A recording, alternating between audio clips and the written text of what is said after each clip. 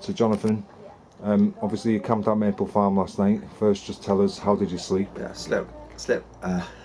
Looking at the camera. Yeah. Slept like a log. It was great. Hospitality is amazing. I had this massive, great tent all to myself, which was fantastic. I had 2 sleeping bags, lovely and warm. And yeah, I got a better night's sleep than I usually get actually at home. So yeah, I'm loving every minute of this. Yeah, did the birds wake you up? It's a lot of birds. They did at about 6 o'clock, and then I went back to sleep again, which was great. So I got a bit of a line. Normally I'm up, what, 6:30? So this was a bit of a lie-in. Cool. And we filmed you last night with when I met Val and a couple of the locals there. Yeah. And obviously you had a discussion down the gate, so we filmed. Are you confident going into meeting Cuadrilla this morning? I mean, I'm looking forward to putting the questions to Cuadrilla. Cuadrilla appeared to be, from everyone I've spoken to, non-responsive in the actual questions that are being asked. They're quite clever with their language, in the way they put things. They aren't addressing the real issues that the residents are asking and meeting people last night. It was very clear what their concerns are, and so I am looking forward to be able to put those points directly to Cuadrilla.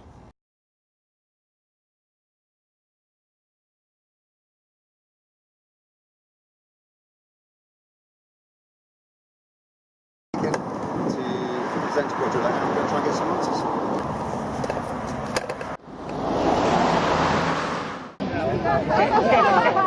And you've just got out of Cuadrilla, you've just given your speech. Can I just ask, how was your visit? And you mentioned that you recorded the audio. Are we going to be surprised when that gets transcribed? I don't know. I'll leave it to others to decide whether they're going to be surprised or not by the transcription of the audio. What I will say is that Cuadrilla were really evasive in a number of areas as we put the questions to them, particularly over an emergency plan for what goes wrong in the event of a emergency happening. You know, heads blow, and we know that from right around the world. And we saw the little equipment as we went round the site that's designed to stop a drill head blowing, wellhead blowing.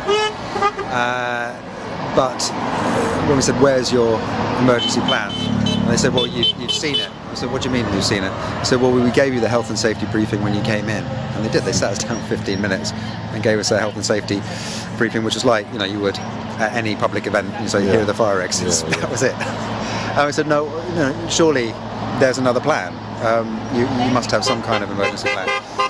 And you know, just give me a straight yes or no answer. Is there another plan? And they just did not answer. The issues around seismic activity around here and affecting local people, they weren't even admitting, which I think is very clear, is that they were responsible for contributing to the seismic activity in 2011. The earthquake that happened here, again, they couldn't really. They said they're monitoring the seismic activity, but they wouldn't, entertain what might happen if something went wrong there. They won't tell us where the chemicals or the treatment is happening of the water and the kind of overspill from the drilling activity. I mean, so many unanswered questions. I asked about how far they would take this if it proved profitable.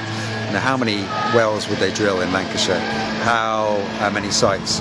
They refused to be drawn on numbers. I tried to get a ballpark figure. Are we talking a few dozen? Are we talking hundreds?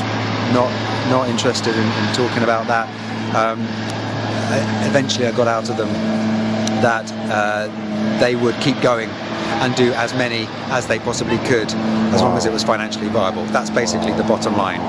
There's no ceiling on it for them, as long as they go on making money, and there are questions over whether they can make any money out of this, of course, but as long as they could see a profit in it, and as long as planning permission was being granted, they would go on. We talked about climate change, obviously, and it boiled down to this one point. They said they weren't climate change deniers. They recognised climate change was happening. They didn't see a problem in what they were doing. It came down to this one point for me, which was, as long as they are producing gas and seeking to make money out of it, they are fueling climate change and seeking to profit from the demand for fossil fuels. Yeah. That is bottom line. The more demand there is for fossil fuels, the more money that they make. That is the bottom line, and they wouldn't even accept that. You know, it's just it's crazy, isn't it? It's absolutely crazy. So, are you going to be surprised? I don't know. We'll get the transcript out. Cool. You can read it. Can I just ask then, just a final question? Obviously you met the residents last night and you heard their concerns. Would you say, now you've had a visit, Cuadrilla meets up to the gold standards that they claim are there? I don't see how really you could say Cuadrilla meet any gold standard at all.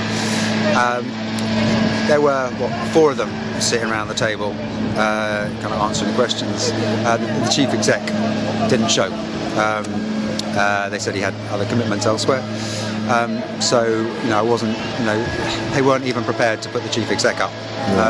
You know, okay, we're not the biggest party in the world, but I'm the leader of a political party, and frankly, I think I should be dealing with the chief exec of the organisation to answer the questions. The answers that I did get weren't satisfactory.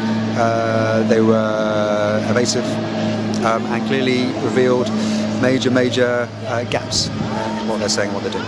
Cool, Jonathan, thanks so much for chatting to us. And on behalf of everybody up here now, thanks a lot for coming.